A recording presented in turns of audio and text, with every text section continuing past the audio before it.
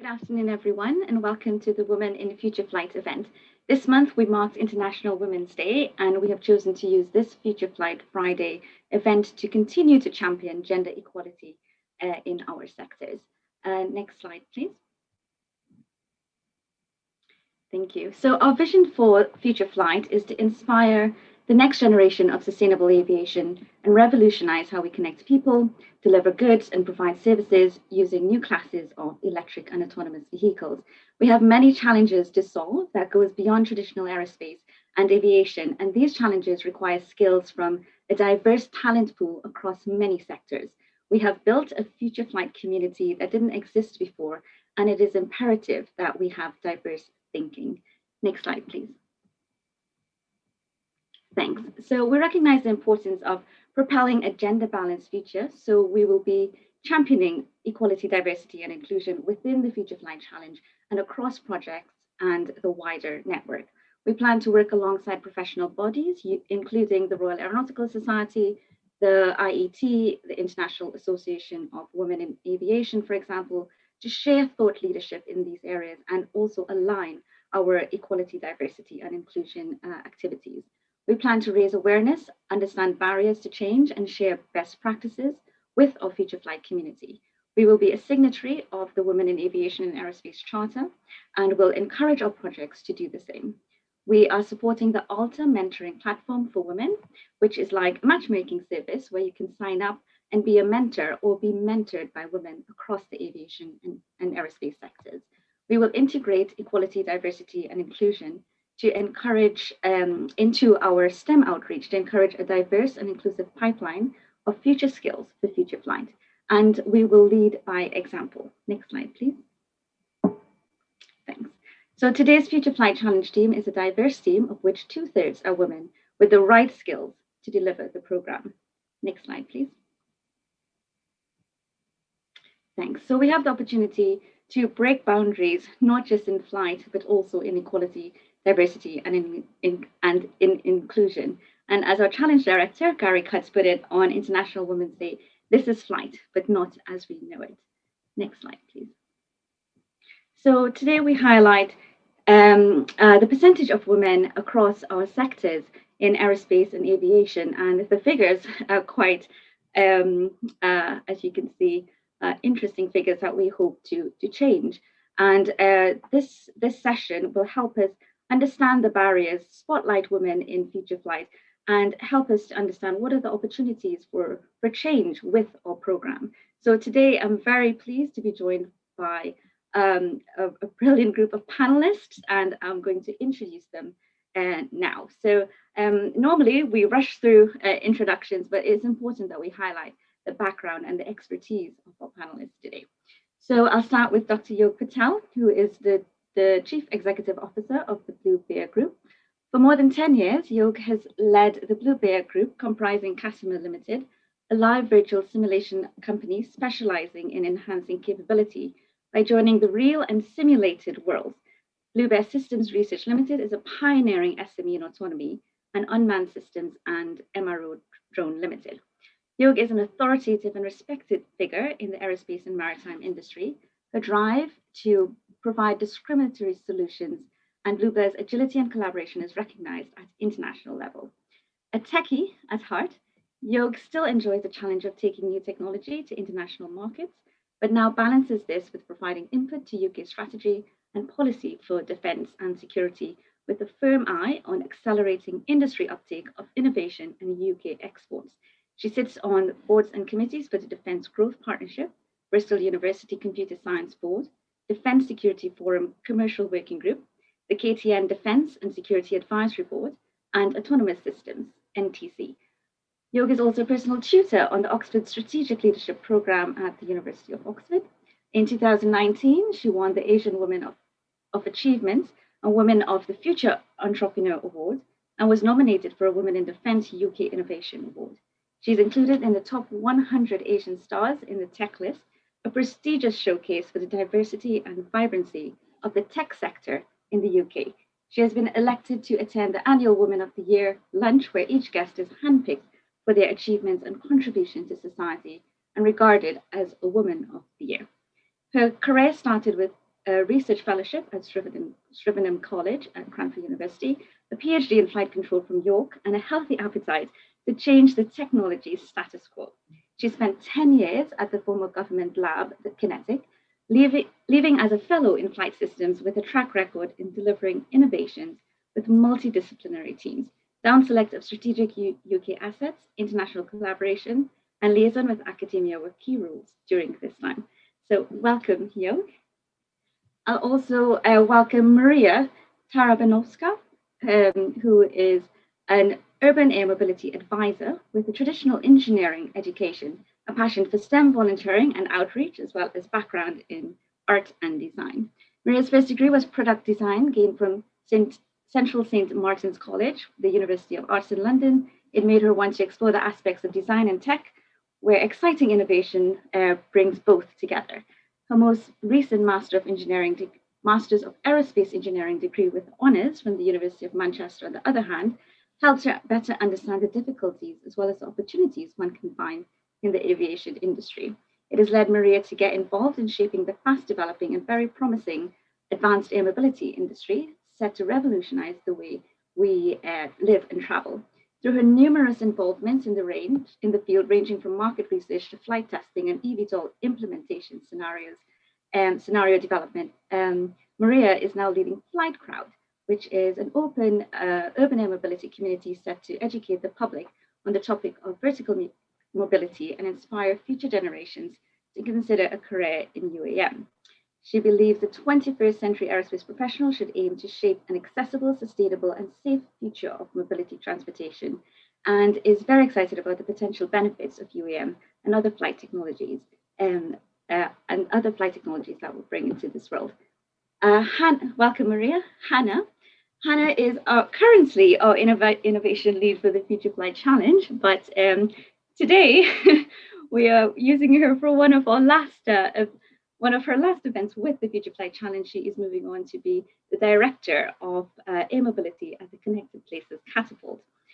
She is a STEM ambassador and sees the Future Flight Challenge as an excellent opportunity to engage with young people and encourage them to consider aviation and engineering careers. With a background in industrial R&D management and aerospace composite material supply chains, she joined the University of Sheffield, AMRC, with Boeing Composite Center in 2013. At AMRC, in her role as partnership lead, Hannah was responsible for developing the partnership strategy alongside successfully developing national supply chain consortia projects within the aerospace and automotive industries. She is a fellow of the Institute of Materials and a member of the ATS Advanced Air Mobility Working Group. She's passionate about anchoring value in the UK's supply chains.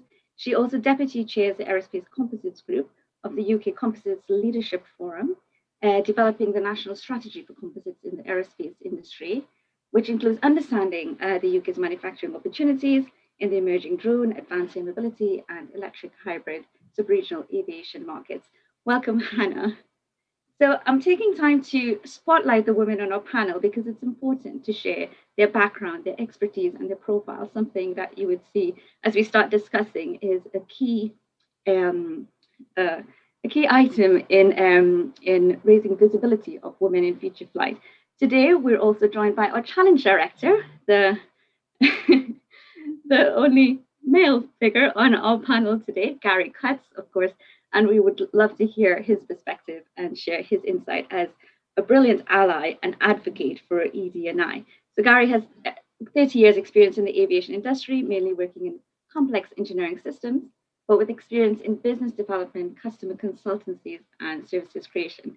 He's held engineering leadership positions in Rolls-Royce, working across the product's lifecycle, covering technology acquisition, concept definition, development certification, and service management.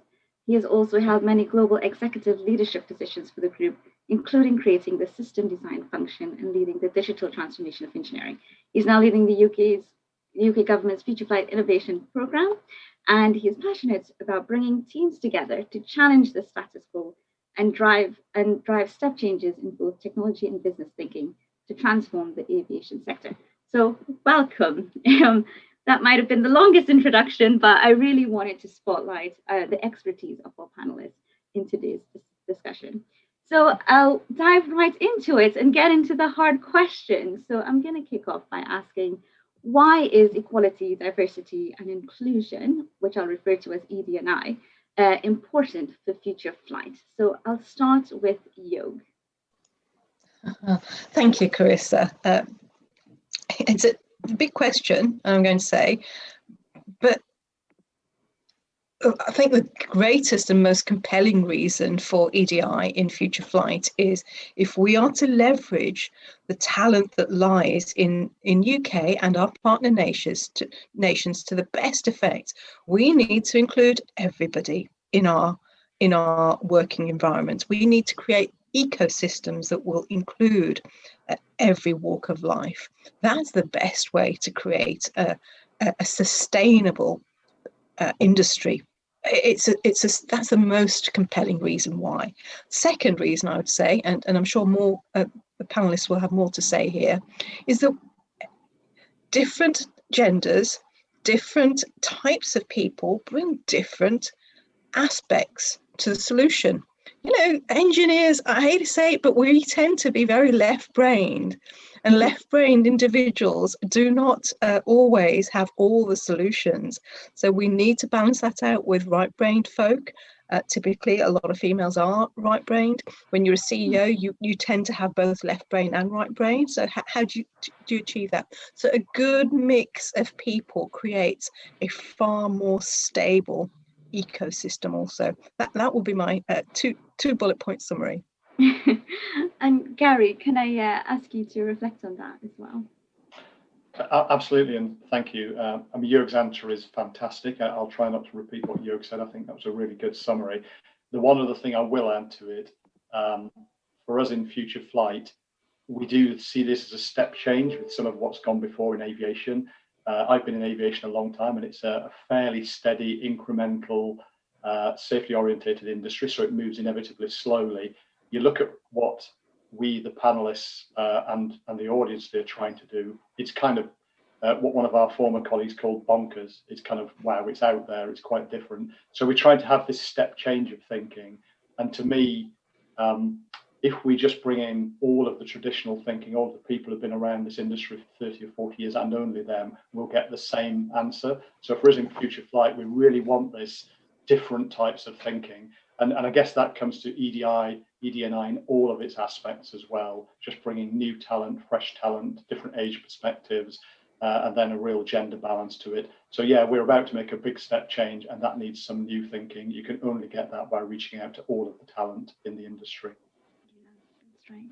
And Maria, can I come to you to share your thoughts? Yes, sure. Thank you very much. Thank you, Carissa, for the introductions, and it's a pleasure to be here. So regarding your question, I always said that we believe in diversity of thought. And in order to have a diversity of thought, you need to have diversity of backgrounds. It's imperative. For us, urban air mobility, future flight industry indeed is a very vibrant environment. It's an environment that we see growing and developing on a global scale. And indeed, we do need to consider the global community. It is about working together and designing what is best for everyone. And only by reaching out to people with different backgrounds, we'll be able to draw on their experiences, on their lessons learned, indeed on their backgrounds, and their understanding of those certain community needs. And only in that case, I think we'll be able to address the needs of the global public. We also think in flight crowd that really, again, it's future flight is a very, very it's a large industry. It's easy to say, it's either urban air mobility or sort of identify yourself as someone belonging to maybe hydrogen development or batteries development or anything, but really all of us are sort of playing a key role in that large puzzle.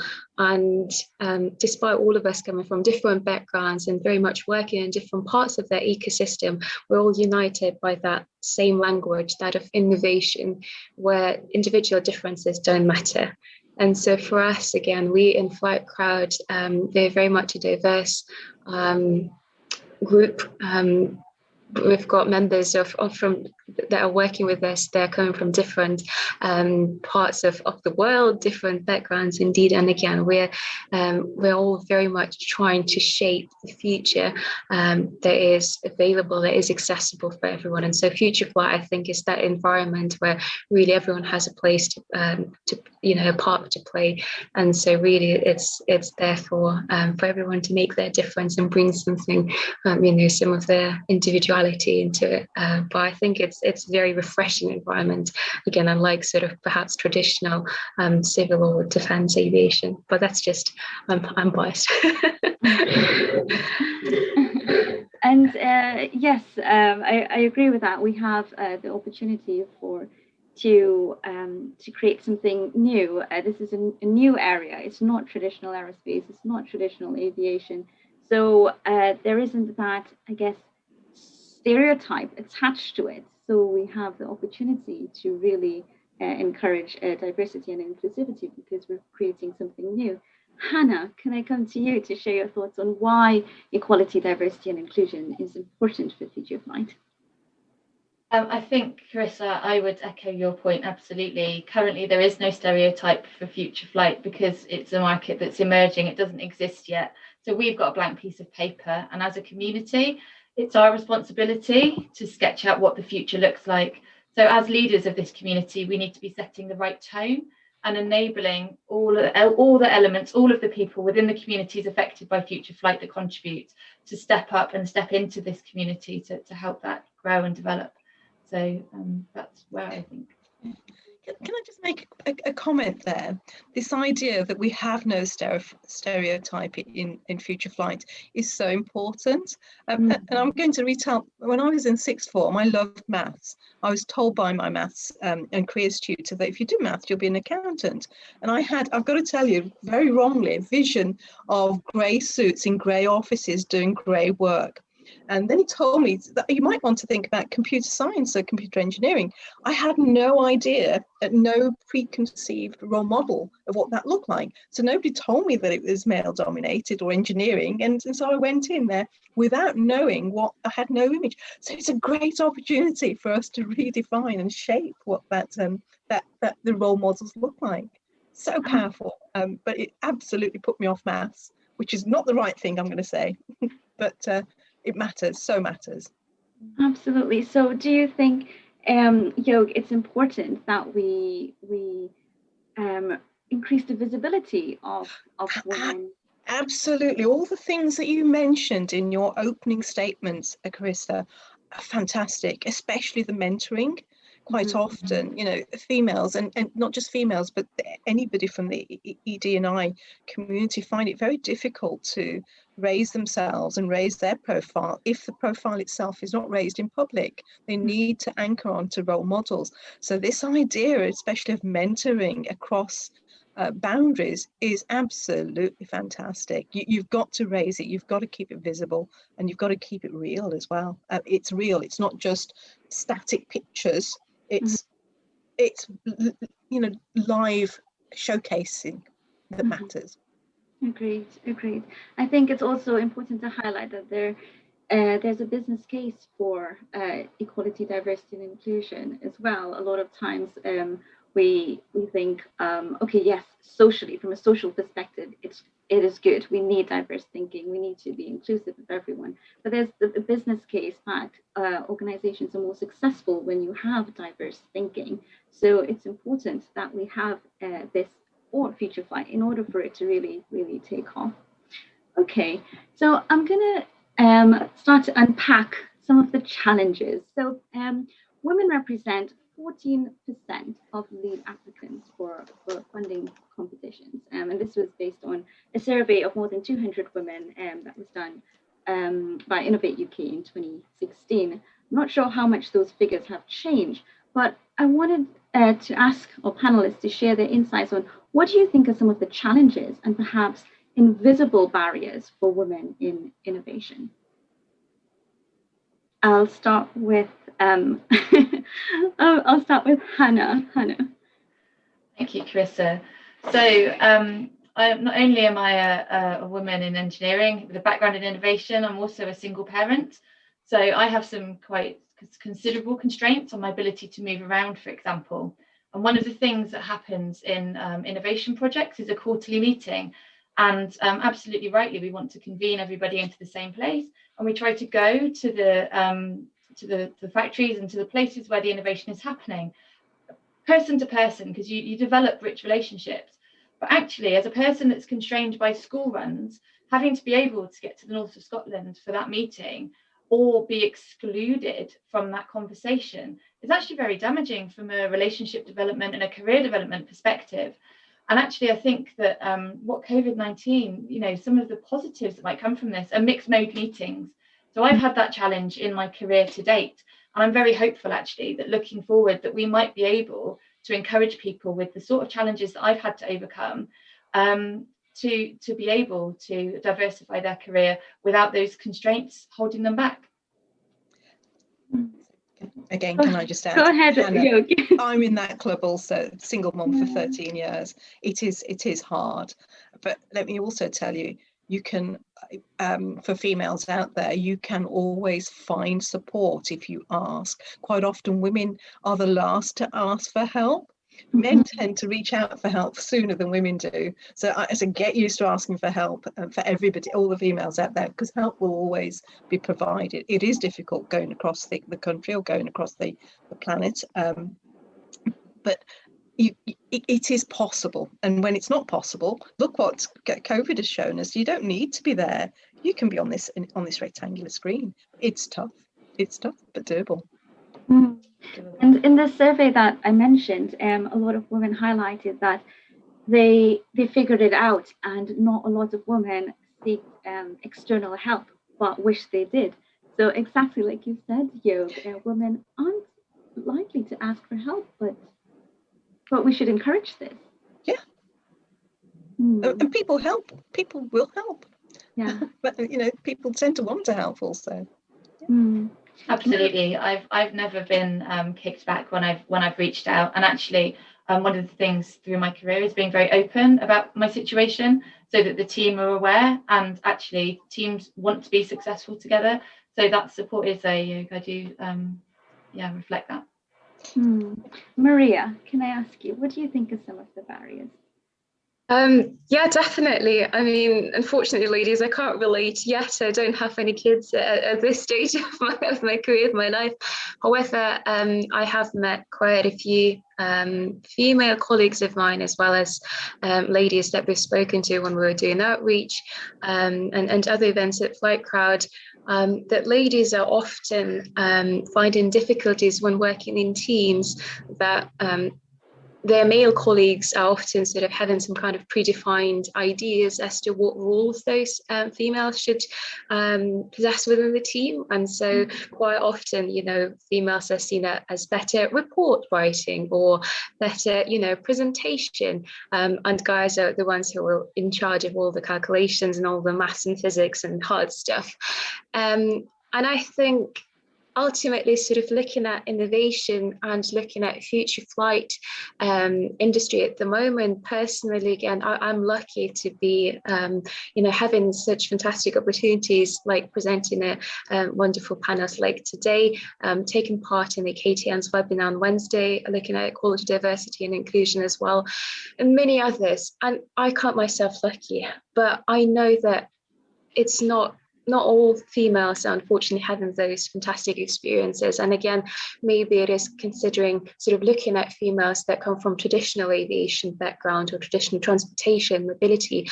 I think those industries are still much more sort of old in terms of their mindset. And again, this is where the females that I've interacted with had some difficulties, again, because there's some kind of an idea as to what a female role is and what a male is there to do. However, again, personally found myself lucky that innovation, urban air mobility, I think myself and definitely ladies in Flight Crowd as well, I think we're very much seeing the support and really is trying to empower other women, and indeed not only women but also again people from different backgrounds, because we're really there to share those positive messages that, as I've mentioned previously, future flight is there. It's an inclusive ecosystem when really everyone is is there and everyone can contribute.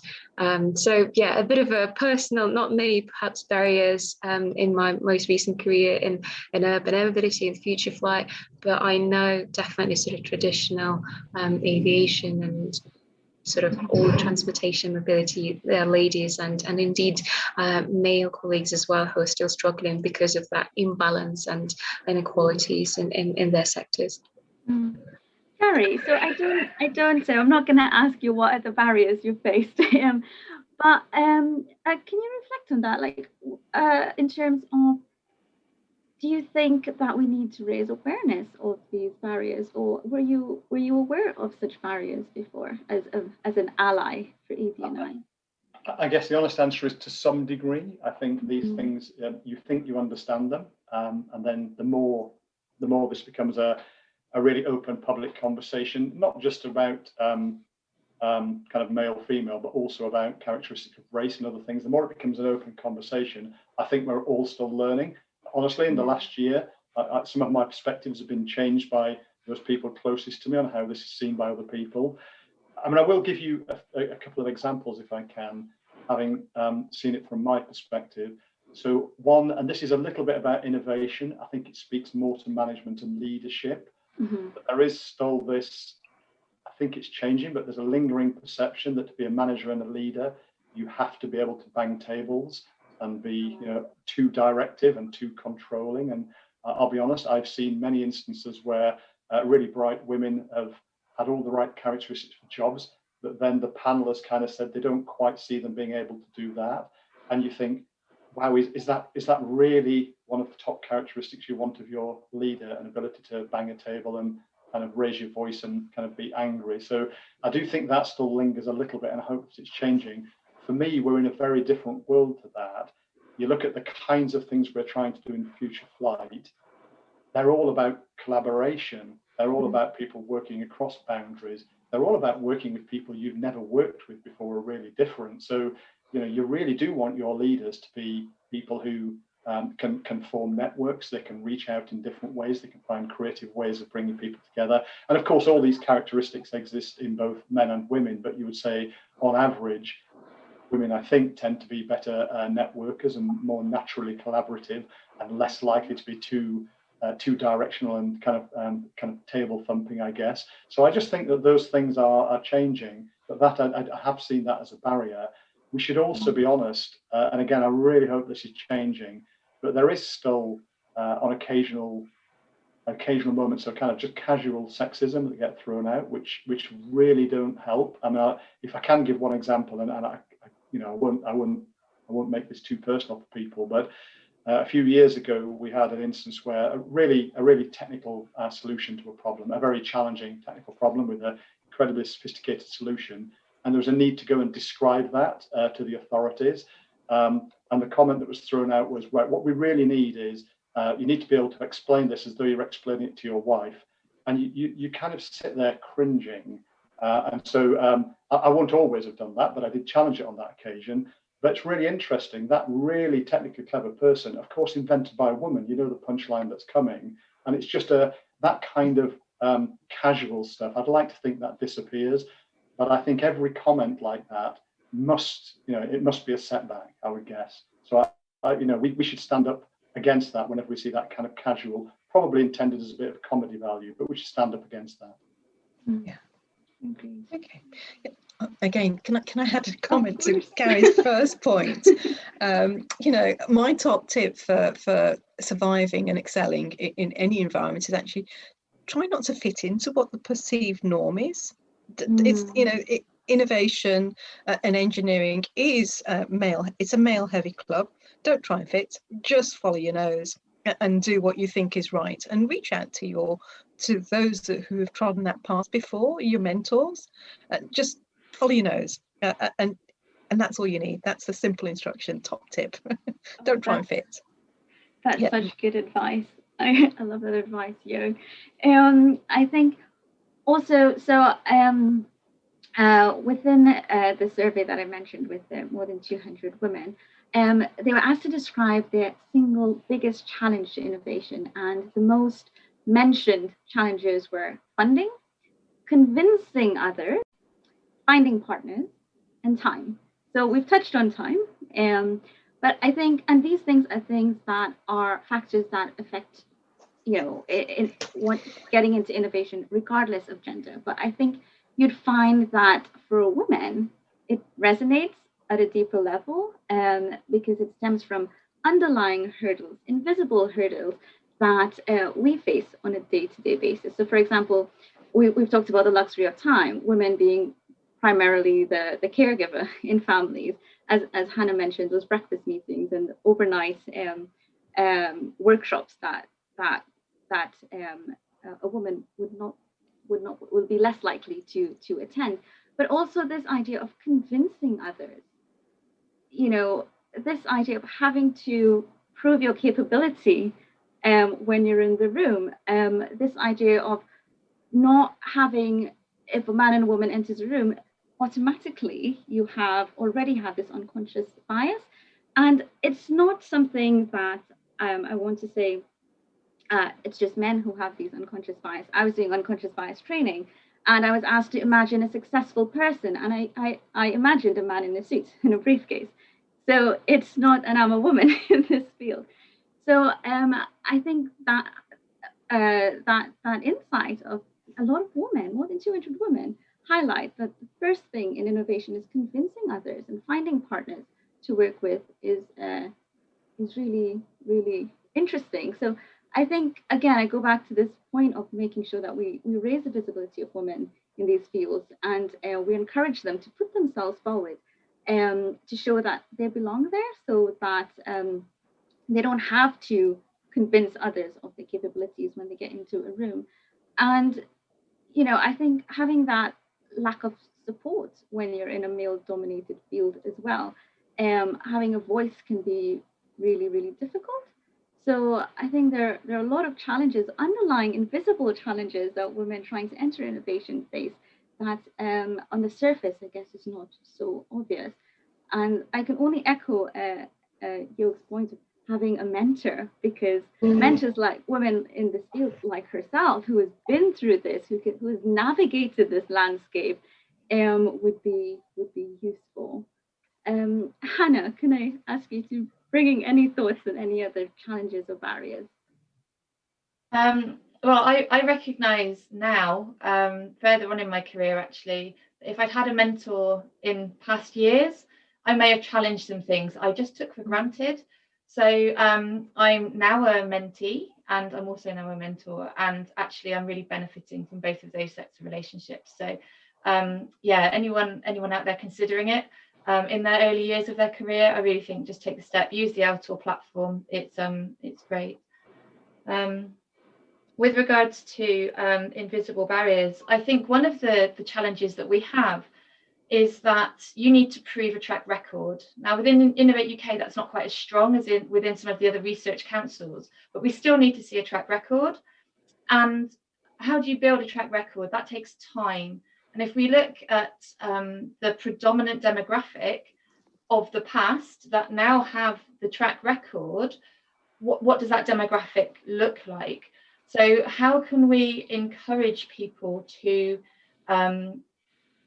demonstrate the breadth of the people within their teams and bring that experience and thought diversity forward whilst those early years careers people are developing their track records? And how do we find that balance? And I think there is a bit of an imbalance there in the way that we perceive things.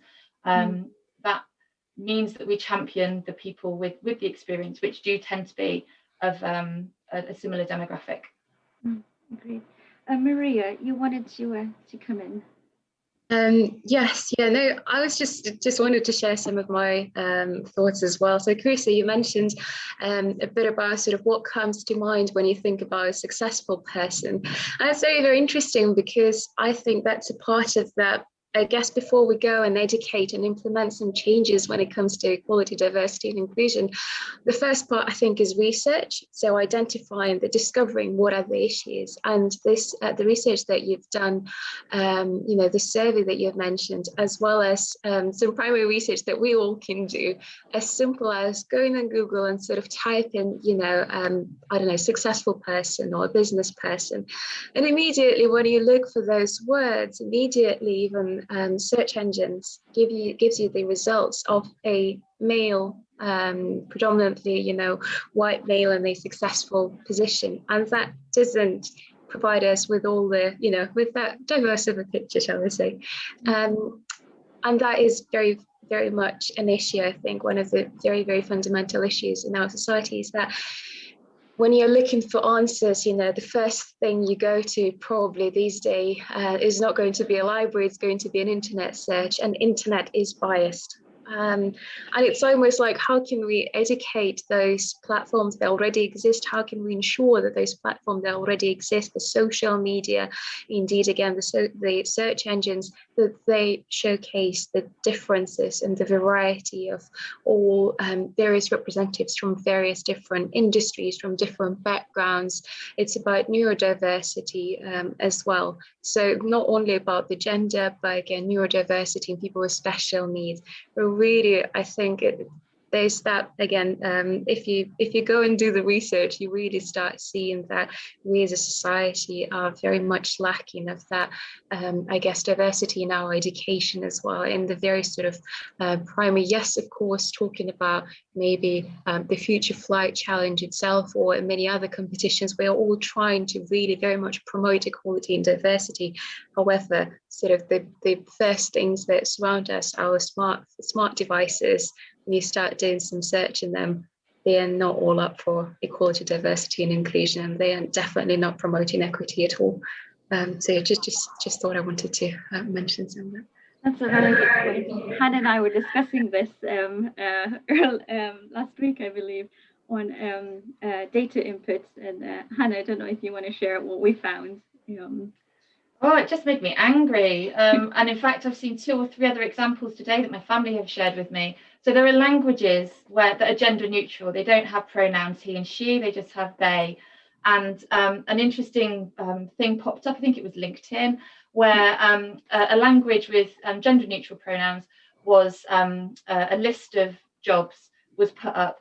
They are a fighter, they are a dancer, they are a cleaner, they are a parent, they are strong, they sing, and that in the mother tongue, and that was translated by Google into he is a fighter, she is a dancer, he is strong, she is a singer. And I just, I have 2 boys, one primary, one secondary, so I'm really trying to champion through their schools and things, ED&I, and smash the myths. But when you have that bias built into the fundamental flows of information into our children, wow, those barriers are massive, aren't they? And I tagged Google, it was on Google this happened, but the underpinning fabric of our societal connections needs to be right. And whilst it's got that data from our historical bias, we need to call out that bias and say, no, our future is not based on our historical behavior. Our future needs to change. And we need to apply pressure to those organizations with that power, the empowerment that they can give. So that was a real stark realization to me, Carissa, that we are so far back. Conversations like this are really important, but there's some massive societal issues that we have to get over if we're really going to break the back of this. It's a cultural change, isn't it? Really so Maria, I'll come back to you and ask, how can we use STEM outreach to change the future demographic? Yes, thank you very much for the question, Carissa. I think STEM is a very powerful tool. STEM outreach is, I think all of us can really spare some of that time outside of our day jobs to really go and do some of that STEM outreach again, to encourage the future generations to take up a career in STEM. And indeed, when in my previous experiences, it's not necessarily just the kids that get inspired. Parents do. Parents get super excited. And again, you want to engage, I guess, different generations as well to make sure that everyone is very much in support of it. Talking about diversity in STEM and how powerful STEM outreach could be in terms of making sure that we are indeed, again, equal, diverse and inclusive. I think there is definitely a need for us to create resources that are diverse in terms of they are not just there for students or young people of just one age group, but different age groups. They are inclusive of special needs indeed. We need to be creating the resources that are accessible and available for people with potential, again, neurodiversity backgrounds and special needs. We need to be translating our outreach activities and events into different languages, indeed including Braille, to make sure that we are thinking about all those special, very special people, and we are promoting that STEM from, I guess, the STEM backgrounds from the very, very young age. Something that we're doing in Flycrowd again, sort of, and what we are hoping to do with time is indeed grow the database of our activities, our events, sort of starting with one age group and potentially one, starting our project here in the UK, and it's going to be a nationwide campaign looking at secondary school students. We're later thinking of, again, expanding to other regions and other nations, translating those activities, and indeed, again, sort of going and talking to people from different age groups. I think STEM is very, very powerful, but again, we just need to make sure that when we do STEM outreach, we do genuinely mean it, and we do genuinely sort of we are genuinely passionate about it, and we want to share our stories. We understand that it's that important, and hopefully, I'm sure everyone on this panel definitely understands the need for it and the importance of it. But ultimately, again, it's those the approach to STEM outreach definitely needs to be sort of well thought, again, because otherwise we're potentially going to be again, not inclusive, and we certainly don't want to communicate those wrong messages since a very young age. We want to make sure that since a very young age, young people are very much inspired and very much shown all this diversity and all these different potential opportunities that they can take up when they're ready. I'm very, very passionate about STEM, but I think, yeah, I could go on forever, but I'll stop there. Okay, so I'll move into questions soon, but I just wanted to, as we're talking about resources, we have a mix of organizations in Future Flight. We have large organizations, we've got SMEs, we've got startups who may not have the resources as larger organizations for ED&I, for STEM outreach. So how can we, as the Future Flight Challenge, support those organizations who want to do STEM outreach, who want to do to make sure that they're encouraging ED&I within their organizations? What can we do to support that? What do you think needs to be done? Gary, if I can come to you. Yeah, sure. I mean, we clearly have, as a central challenge team, we're a small, but I think a really impressive team. We have a lot of convening power. So I think one of the things we can do is act to showcase those, so we can deliberately look out to those organizations that have a different story to tell, or have some particularly interesting dimension. And so I think we can really help to bring them to the front, so we can do the heavy lifting of giving them a showcase to talk to people, so they don't have to worry too much if they don't have a kind of an ED&I strategy or a communications department. So helping to put them front and center. I think I'm trying not to do any marketing for Future Flight. I think we're doing a fair job of that. I think we've always said, it should look like there are different people taking part in Future Flight. It shouldn't look just like the same old, same old. And I think we've done a good job of that. We've got a really interesting mix of different types of organisations, helping them get a position on the stage. I think that's certainly something we can help a lot with. Yeah. Okay, and before I jump to questions, I'll ask you for your insight as a CEO of an SME. What sort of support do you think we can provide or convene? Sorry, you're on mute, Yolk. Two things I'd say here, Carissa.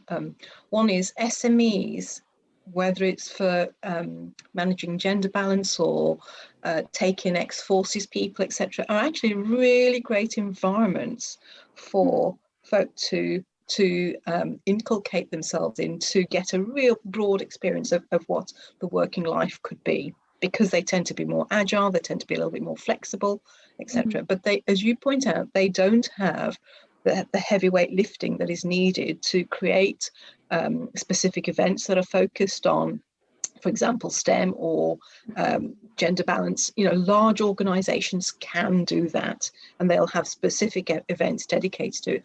Now, I do wonder whether there is any possibility where you could have a budding up system whereby large organizations work with smaller organizations, and together they present themselves as a united front and go out onto these STEM outreach or anything to take forward ED&I, any sort of initiative. So it's not just the large players presenting themselves, to allow SMEs also to then help support the initiative. It's hard. It is hard, and you have to be. I'm going to say it's easy in some ways for me, because we're such a small organisation. I can call for targets. I can ask for this is the sorts of characteristics that we're looking for, and sit in on all the interviews so that we are at source, making sure that we do have equality, diversity, and inclusion. And we do. You know, everything from I've recently hired a 74-year-old. I recently made sure that I hate and apologize for this, that our project managers had a focus on qualities that quite often are in females. So in smaller organizations, we are better able to drive what happens in the company, but not better able to then take it to the broader arena. Perhaps we need to do more of sharing those best practices across the different organizations. There is one other thing that I would also raise, and I don't know where this fits, I'm going to say, but there is still a stigma attached to this idea that females may not be able to provide continuity in the business, because at some point they're going to go and raise a family. And it's a subject that nobody likes to talk about, but I'm afraid we do need to talk about it.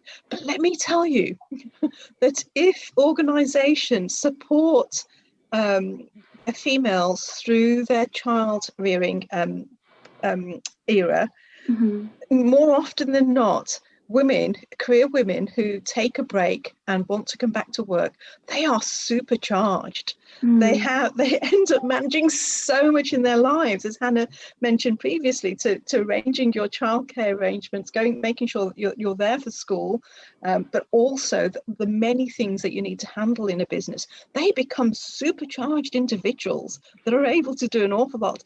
And that supercharged period of your life does not disappear. It means that once your children have passed the age of 5, you're still in that mode, and your delivery rate is huge. It's absolutely phenomenal. So, to all of those organizations that are thinking twice, let me tell you, go get your supercharged females, catch them early, and inculcate them into your organizations, treat them well, because when they come back, they will so deliver for you. Absolutely. Well, I think we've got a really good example of a supercharged individual, Hannah, who is part of our team. And it was found that equalizing women's productivity and employment levels with that of men has the potential to increase GDP of 35% in the UK as well. So how can we better support these supercharged women to do that? So I'm conscious of time. I've got to jump to some questions. So I'll start by asking Gary, whilst there's an obvious focus on what we need to do to help enable women, what else do you see that we need to do to enable men that will in turn enable women? I'm not sure I'm quite going to answer the question, but a couple of things spring to mind I think men can help with particularly. One I kind of covered before. I think there is an obligation to call things out that are not right. Even if they're relatively low level, I think it's actually quite important. And certainly in stopping men feeling different and otherworldly from this issue, if you like. So I think it's important for men to kind of put their hand up and go, I don't think that's right, we're not doing that. The second thing for us, and here I'm not in any sense holding myself up as being perfect. I think we have to be really aware of the power of language. And that since being in this challenge, I can't describe why in this challenge particularly, it's become really acutely obvious to me. It's really easy to just use, Hannah, your point before was well made. It's really easy to use a pronoun where one is not required. And so I think just being conscious of the importance of the power of language is really useful. So I found myself doing it where you've referred to kind of the boys in industry or something like that. You think that's just not helpful. It's not sensible. So I think that relatively small thing, being really careful about how we use words and thinking how they're perceived by others, I think they're an important thing that we can do. Hannah, do you want to share? Do you want to reflect on that? Well, I think you touched a nerve with that question about the language on the internet, so I'm absolutely behind that. I think that raising the awareness of everybody, not just men, but unconscious bias. As a woman going through unconscious bias training, that touched on a few nerves for me as well. The way women perceive women and the way women judge and treat other women actually is really interesting. And there's a thing called stereotype threat as well, which language is really important in. And actually, if you elicit a response from someone through a stereotype threat kind of situation, you can really massively draw their performance away. So I think the point that Gary made can't be underestimated, the power of that. And again, I'm going to reflect back to my children. They've gone to school, very gender neutral as much as could be as they were growing up, with a mum doing what I do. And then they go off to school and all of that's introduced in the language of our society. And very quickly, very young, they start to have constraints put on them. Our children it's a real challenge to try and then get them to look up. And Maria, your point about parents, I've been daydreaming about getting some kind of mentoring for parents, because my parents, I was so privileged to have parents. The sky was the limit for me. I could do anything. I was never constrained. My brother and I both did ballet and we both did judo. There was no men fight, women dance. Everybody gets to play, right? So I was really lucky. And actually, the more people I talk about this issue with, I'm rare. So many parents put constraints onto their children through their language and through their beliefs, because that's their lived reality, is they've only seen certain demographics do different things. So they're only putting their perception in onto the next generation. So yeah, what can we do around language to raise awareness of the really detrimental undertones that charge the way we think? Yes, go ahead, Yolk. Simple thing that men can do: take time out of your day to go and speak to as many women around you as you do men. That's a very good point. Gary, I think also something that you may not be aware of, but one of the questions is asked, what can men do to support women, specifically in meetings? And there's always a challenge of being the only woman at the table to have a voice.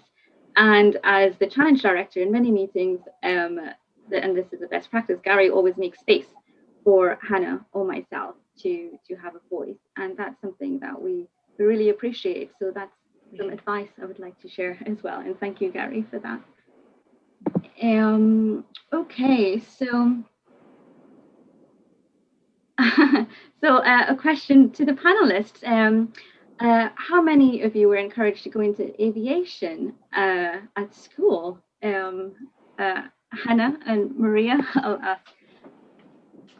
I actually did a test when I was probably GCSE years to advise me on what career I should go into, and fish farming came up as the career of choice for me, and I've never really got over that. So no, I wanted to be a space scientist. I wanted to go off and do astrophysics, with the foundations of cosmology at Swansea. I was on a path. And then I learned, I had a mentor, a guy called Peter, who was an engineer. And we reflected on science and engineering, and pure science and engineering, which is like an applied science. And I realized that actually, like, the timescales to get results back from space are actually really, really long, and I'm not very patient. So I needed something more immediate. But yeah, again, I had a male mentor as a teenager, thinking about where I wanted to go. And I went into material science, actually. And I thought about civil, I thought about aero, I thought about mechanical, I never thought about aviation, actually. You know, back then that wasn't a topic that we talked about. So interesting. In my experience, so I was never encouraged to go into engineering or to go into aerospace because no one ever believed in me. That is a sad reality. That is not something I normally share, but I was quite often told that I'm not smart enough to do maths, to do engineering, not good enough in sciences. I have done a combination of A-levels. I've done both arts and sciences. I've done maths, physics, further maths, art, and art history. And that is why I'm very much both left and right brain person. And that's why I went to do product design as my first degree. A, because I was very much keen to sort of build on my knowledge and passion for arts and design. And B, because I didn't get the necessary grade for my physics exam to go into aerospace, or at that stage I applied for mechanical engineering into the university I wanted to. And I said to myself, if I'll just go to another university, I'll never forgive myself, because I'll always feel that I haven't achieved something.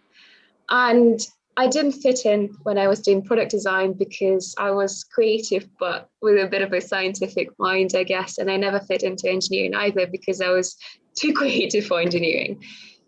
And it was difficult, but that's why at the moment I'm very much a STEM ambassador. Yes. Am I an engineer? I'm not sure. Am I a designer? I'm not sure either. But I know that I have chosen aviation, again, despite what everyone told me to. And again, I give up on the idea of mechanical engineering because I said, look, I always wanted to be in aerospace. I always wanted to be in aviation. I wanted to be in flying vehicles, in aerial mobility. And I just followed my heart. And I really want to say, to everyone, to parents and maybe students who are here listening, just follow your heart, follow your dreams, and never let anyone define your limits, because the only limits are here, and you should just completely get rid of them. So whatever your background is, you are suitable. You can prove it. I've proven that I'm suitable with my hard work, and at the moment I'm again sharing my stories and empowering females, males, people of different backgrounds and different who are speaking different languages and different age groups to take up a career in future flight, because again I think that we really need people with different different experiences here. Flight crowd is mainly engineering. It's just a pure coincidence. I'm very keen for us all to again have people from media, from regulations backgrounds, from business backgrounds, all shaping this industry, because future flight is an ecosystem. It's not one defined solution. It's a solution that requires everyone's background. So it doesn't matter where you come from. I think as long as you want to contribute and want to positively shape the future, I think everything's possible. I think that's really important to highlight that future flight is more than just engineering. It's a community of the unusual suspects, really, who are making this possible. And I'm glad you've overcome that, Maria, and I'm sure that will empower other women as well to pursue future flight. So I'm conscious of time. I'd love to go to Yolk really quickly to get your background as well. I think Maria's nailed it. Follow your heart and just dive in. Absolutely. Don't be shy. Seek your mentors. Argue for your limitations, and they shall be yours. It's limitless what we can do. Absolutely agree, Yolk. What an inspiring message. And as Yolk highlighted earlier, there's power in that difference. And there's power in our differences. And diversity of thought and innovation go hand in hand. And diversity drives innovation. When we limit who can contribute, we limit the problems we can solve. So on that note, a quick quickly wrap up. Any questions that we didn't answer today, the panelists, we can put together a sheet and share that, some answers with our community. So I'll ask to move to the next slide, please. Thank you. So join us next month for our next Future Flight Friday event, which will be on the 23rd of April on dealing with complexity. Thank you very much. Thank you to the panelists for a very engaging and insightful discussion. And thank you to the Future Flight community for joining us today. Thank you.